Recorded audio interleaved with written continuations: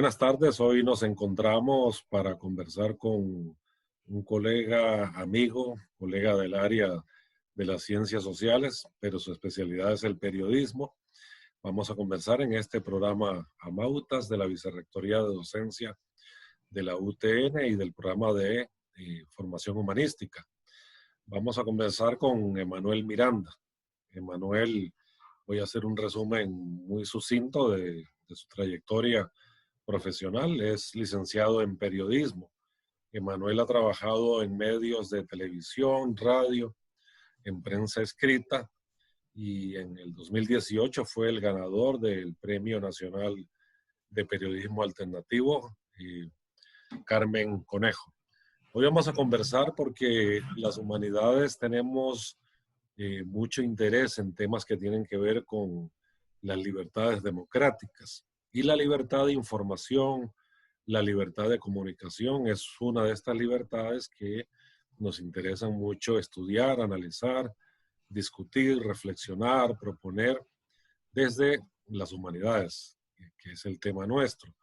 Entonces, tal vez para conversar, Emanuel, darte un saludo, darte la bienvenida, y tal vez empezar a conversar sobre ¿cómo es esto de la libertad de información? Porque si uno mira la prensa, sobre todo que tiene mucho poder económico, uno a veces le da la impresión de que conciben que libertad de información es tener la libertad de enfocar la realidad como ellos consideran. A veces ponen noticias que realmente son enfoque editorial, que es opinión, más que información. Es decir, conversar un poquito de esto. Y lo vimos mucho ahora en las luchas sociales que se dieron en Costa Rica fines de septiembre, inicios de octubre, donde en algunas manifestaciones había molestia de parte de la gente que protestaba hacia miembros de estos grandes medios. Incluso en algunos casos los echaron. ¿Por qué se está generando esto? Emanuel, ¿cuál es tu opinión al respecto? Primero agradecerte, Giovanni, por la invitación. Y creo que hay que precisar primero 4 conceptos que son básicos y quiero hacerlo muy puntualmente. Todas estas libertades que hablaste de prensa, información y expresión, opinión, podríamos agregarla también, son parte de una gran libertad que se llama la libertad de conciencia de las personas, pero son diferentes. A veces utilizamos, indistintamente decimos, libertad de información es lo mismo que libertad de prensa. Y te puedo asegurar que en la realidad inclusive pueden encontrarse ambas en choque. ¿Qué es la libertad de expresión? La libertad de expresión es la libertad que tienes vos o que tengo yo, que tiene cualquier persona de decir o de expresar lo que yo quiero. O sea, de construir, en términos comunicativos, los comunicadores diríamos, de construir una serie de mensajes a partir de signos lingüísticos, que pueden ser de cualquier forma, una pieza musical, una pintura, todo eso corresponde a libertad de expresión. La libertad de información es una libertad en 2 vías. Por un lado, tendríamos la libertad de las personas para informarse por los medios que requiera, y la prohibición del Estado de prohibir el acceso a información, de no restringir el acceso a información a las personas. Por ejemplo, nuestra constitución política es muy clara. El Estado nos tiene que dar toda la información que nosotros queramos, siempre y cuando sea información de carácter público. Usted puede ir al Instituto Costarricense de Electricidad, usted puede ir al Ministerio de Hacienda, usted puede y pedir información de carácter público, al Tribunal Supremo de Elecciones, por eso podemos acceder. Esa información es pública y ellos no se la pueden negar. Y por otro lado, está el derecho también de informar. Es una libertad en doble vía. Entonces, yo me puedo informar de lo que yo quiera, pero yo también puedo informar. ¿Y cuál es la libertad de prensa? Bueno, la libertad de prensa es una mezcla de 2 libertades. Una, que es de conciencia, que es la libertad de información, y por otro lado es la libertad de empresa. Había un periodista estadounidense que decía en los años 70 que la libertad de prensa es la libertad de quien tiene dinero para tener una. O sea, la libertad de prensa es una libertad de empresa en realidad. Es la libertad que tiene una persona para poder instaurar un medio de comunicación y ponerlo.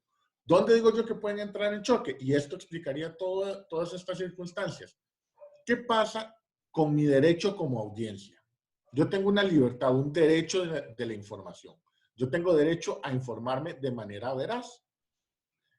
Pero por otra parte, la libertad de prensa, la empresa periodística tiene la libertad de decidir qué contenidos y qué contenidos agrega y qué contenidos no agrega y bajo qué enfoque. Pero yo tengo el derecho de recibir una información veraz. ¿Qué pasa cuando, en aras de defender la libertad de prensa, la empresa periodística establece contenidos que no son de buena calidad noticiosa o que son tendenciosos o que son directamente falsos? ¿Cuál de las dos libertades es la que tiene que proteger la sociedad? ¿La libertad mía como usuario o la libertad del medio de comunicación de decir lo que quiera? Esto es una discusión sin acabar. Hubo un sujeto en Estados Unidos que es el padre del amarillismo, Hearst, William Randolph Hearst, que él decía que el obligar a los medios de comunicación a decir la verdad era limitarlos su libertad de prensa. Es algo que uno parecería ilógico. Y él llevó a tal punto que mandó a periodistas a Cuba a cubrir la guerra, la supuesta guerra de independencia de Cuba, y uno de los periodistas le escribió una carta diciéndole: señor Hearst, aquí no hay guerra. Y él le dijo: deme las fotos que la guerra me la invento yo. Y con eso logró hacer que Estados Unidos inclusive ingresara. No le costó mucho porque Estados Unidos quería ingresar, pero dio las justificaciones al gobierno de Estados Unidos para la opinión pública para poder atacar y entrar en guerra contra España y quedarse con Puerto Rico. Entonces vea el poder que puede tener un medio de comunicación con una capacidad tendenciosa. Pero, Emanuel, hace poco vimos, ahora que las maestras y los maestros están trabajando tan duro, poniendo de su salario para sacar fotocopias para niños y niñas que no tienen acceso a Internet, que están haciendo un gran sacrificio. Vimos un día en uno de los principales periódicos del país que sacaron un artículo diciendo prácticamente que los maestros se estaban robando el sueldo. Esas cosas me imagino que causan molestia, porque si después hay una manifestación de maestros por cualquier problema y de maestras, identifican a un periodista de ese medio, me imagino que van a querer reclamarle, al menos.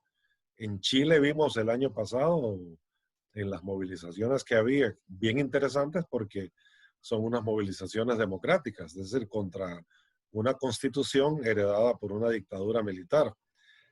Sin embargo, las movilizaciones terminaron quemando el periódico El Mercurio, que es el periódico tal vez de más peso, de más tradición o más importante en Chile. Y acá, bueno, en el país no ha pasado eso reciente. En la época de la dictadura de los Tinocos sí se quemó un periódico. Pero bueno, ¿cómo explicar estos fenómenos, ¿no? De estas paradojas de una sociedad que pelea por espacios democráticos, pero identifica grandes medios como enemigos de esas libertades democráticas?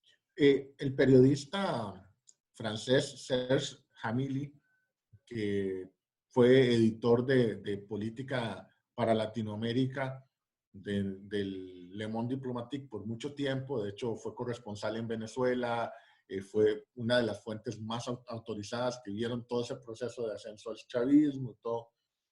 Explicaba en un texto cómo funcionan los medios de cooptación de los periodistas para el tema para cumplir una posición moralizante o ideológica. Otro que también hace un análisis muy interesante es el juez argentino, el superjuez o el juez de la Corte Suprema, Eugenio Raúl Zaffaroni.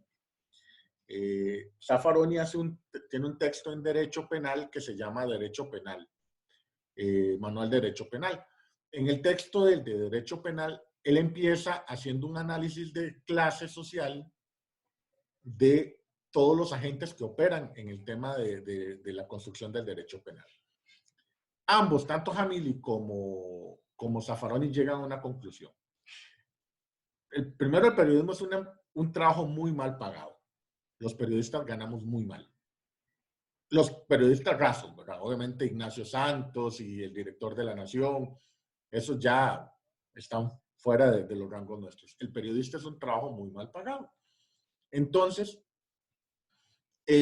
los medios de comunicación, y no solo los medios de comunicación, sino el conjunto social del sistema económico y social, lo que hace es que contrata personas que tienden a ser mucho de los estratos más bajos, que logran obtener, tal vez lograron meter a la escuela de comunicación o estudiar a una universidad pública y lograron sacar la carrera de comunicación, son los que terminan siendo contratados, pero se les da un papel moralizante.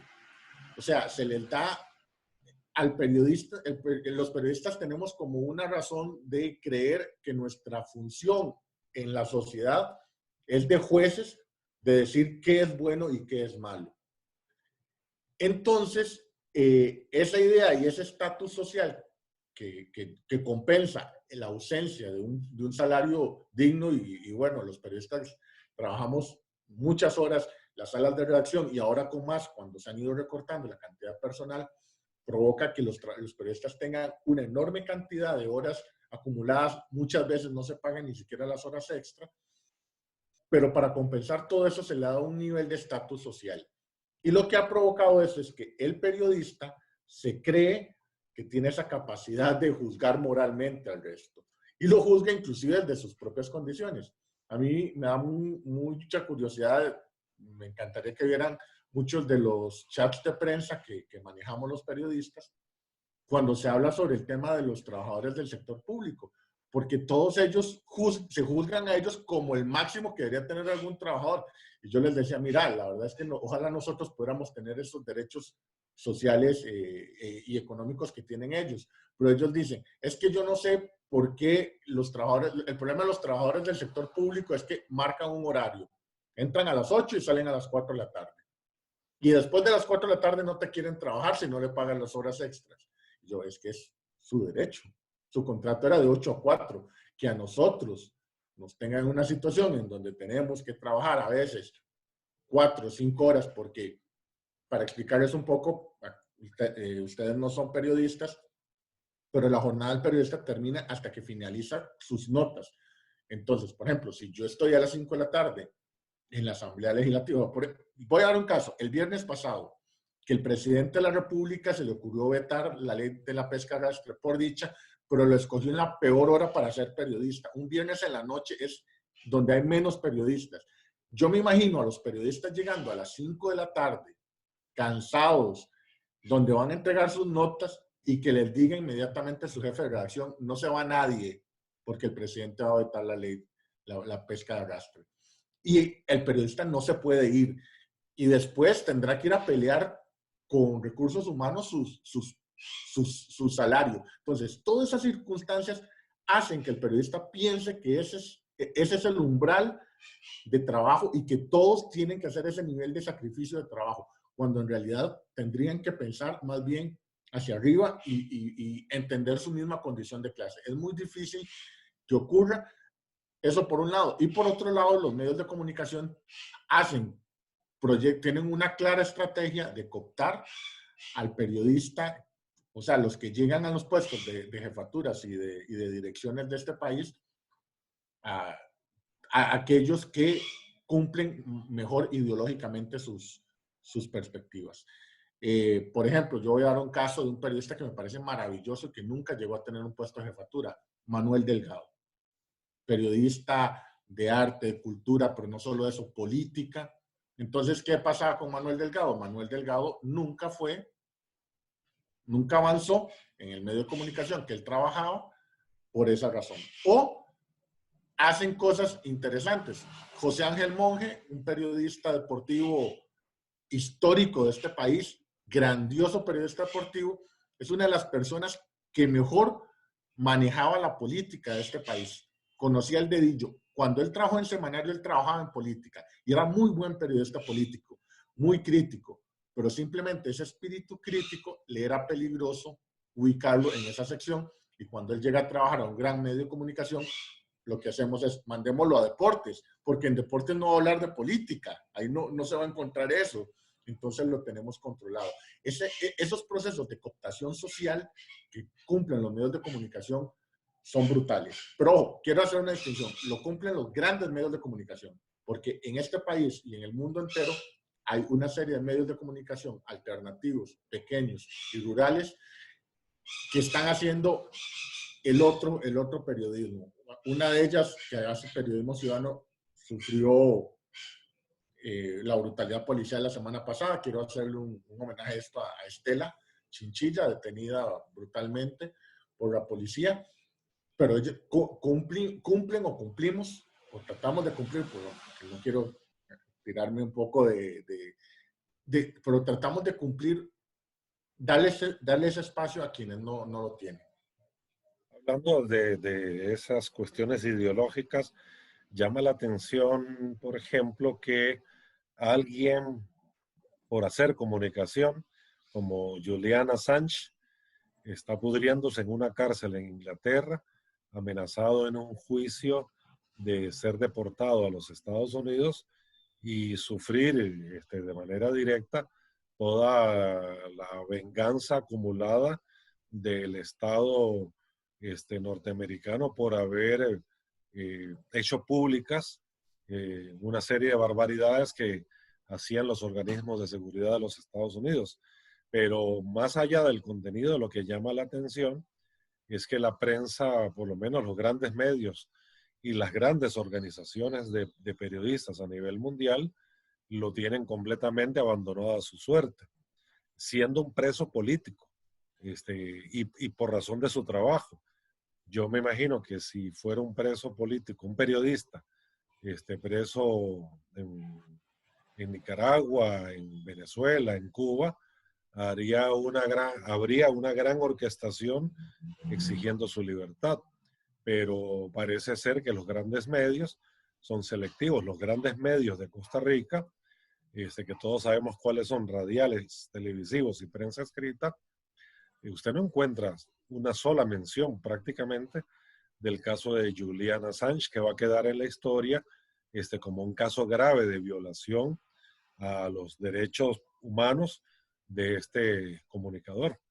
No sé qué opinas de esto, Emanuel. Mira, el caso, quiero primero decir una cosa que me parece muy importante. El caso de Julian Assange y el caso de los Panama Papers son dos casos que nos demuestran que la verdad y la realidad es mucho más compleja de lo que nuestros ojos nos permiten ver en un primer instante. O sea, hay tejidos de poder, yo no soy conspiranoico, yo no creo en esas teorías de la conspiración que surgen todos los días una teoría nueva, no, yo no soy, pero sí es cierto que hay niveles de poder político y económico por detrás que maneja muchas cosas. Y el problema es que los medios de comunicación también forman parte de esos niveles de poder político económico. Cuando surgió los Panama Papers, que en Costa Rica lo sacan dos medios de comunicación, lo saca el Semanario Universidad y lo saca Media Rueda, resulta ser que otros medios de comunicación se ven implicados y dueños de medios de comunicación se ven implicados también. Y es igual a nivel mundial. Entonces es cuando uno dice que hay una cobija muy grande, en la cual se cobijan muchos. Y esos muchos, y al cobijarse esos muchos no sienten, porque vamos a ver, yo podría, si yo fuese dueño de un medio de comunicación, ir y hacerle una entrevista a Assange y sacar una noticia grande. Si uno lo viera solo como medio comercial, económico, uno diría, hey, ese medio de comunicación le va a ir muy bien porque eso va a generar mucho rating y la gente si hace un buen trabajo le va a encantar a la gente. ¿Por qué no lo hace? ¿Por qué ningún medio de comunicación se atreve? Buscan uno o dos patrocinadores y mandan un periodista a Inglaterra y eso se va a vender. ¿Por qué no lo hacen? No lo hacen porque saben que Assange rompió una regla. Rompió una regla de la lógica del sistema y es que no toda la verdad puede decirse. Hay verdades que la gente no puede soportar y que necesitan ser mantenidas en silencio para ellos, para mantener un status quo. Y quieren dar un ejemplo. Y los mismos medios de comunicación parten de eso. Entonces, justamente es eso lo que Assange está pagando. Justamente también es eso mismo por lo que terminó pagando el semanario Universidad en su momento, e inclusive Amelia Rueda perdiendo patrocinio debido a que salieron los Panama Papers.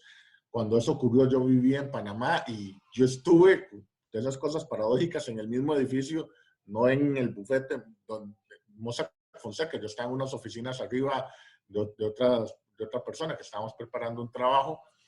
Y cuando yo iba saliendo, me detuvieron, me dijeron, usted, nadie puede salir de aquí hasta que den la orden, porque eso causó mucho revuelo en el país, en Panamá, porque descubrió todo, es que destapó todo lo que era la clase política y económica panameña, cómo se alían con la clase política y económica mundial para obtener mejores ingresos y para evadir impuestos a nivel mundial, inclusive en Panamá. Pero Entonces, la misma Amelia Rueda terminó enterrando la investigación. exactamente. Y la Asamblea Legislativa abrió una comisión y la enterraron rapidito, porque me imagino que cuando empezaron a jalar los hilitos de esa investigación, lo que se venía era mejor enterrarlo. Estaban muchos involucrados, digamos, hay figuras políticas involucradas en eso, figuras del entretelón costarricense bancario, por ejemplo, digamos. Y entonces, si nosotros vemos que medios de comunicación son propiedad de banqueros en Costa Rica, son banqueros dueños de un medio de comunicación y ese banquero había sido ministro de un gobierno, de un partido político, y entonces empezamos a hacer esas telas de araña que es una forma de gráfico, ya no recuerdo cómo se llama porque ya eso no se usa, pero nos los enseñaban en periodismo investigativo hace mucho tiempo, lo aprendí cuando llegué a periodismo investigativo, donde uno iba haciendo esas conexiones y al final le decíamos una telaraña, ¿verdad? Esas telas de araña, entonces resulta ser que hay que tener mucho cuidado. Y me parece que es eso lo que va detrás. Es terrible, es terrible.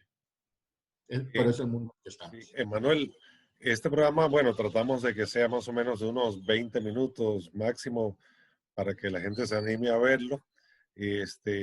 Podemos recontactarte para seguir Claro, profundizando con en mucho gusto. un tema apasionante, importante además.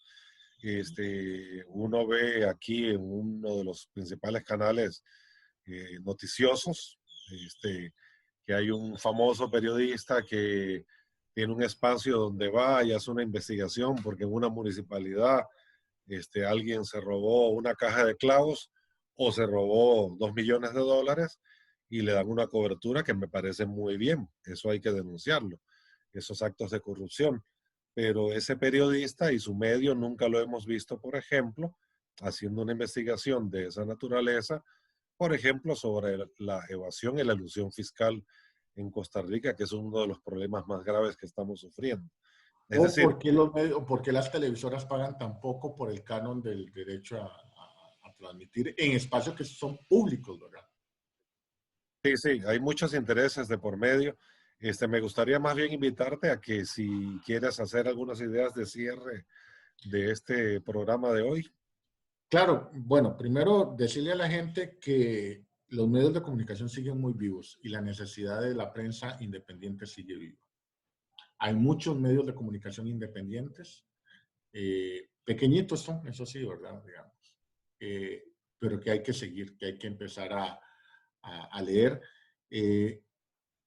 Y quiero terminar con una frase que decía E.J. Cripps, que fue un fundador de medios en Estados Unidos en el siglo XIX, y decía que el papel de la prensa debía ser ayudar a evitar que los más ricos se hagan cada vez más ricos a costa del empobrecimiento de las grandes masas. Que ese debía de ser el valor fundamental de los medios de comunicación en el siglo XIX y yo creo que hoy en el siglo XXI también. Sería eso, invitarlos a que vean medios de comunicación regionales. Ojalá podamos hablar sobre ese tema que no hemos tratado, digamos, ese medio de comunicación alternativo, qué retos se están enfrentando en estos momentos, ¿verdad? Y cómo van a ser perjudicados con estas políticas de recortes, porque cuando se recorta en publicidad, no van a recortarle en publicidad de La Nación al 7, el 6, no, le van a recortar a Hoy en Positivo, que es el medio en el que yo escribo, y a los pequeños medios de comunicación, los que vamos a sufrir esos recortes. Ya has anunciado nuestra próxima conversación que tendría que girar sobre lo que son medios alternativos.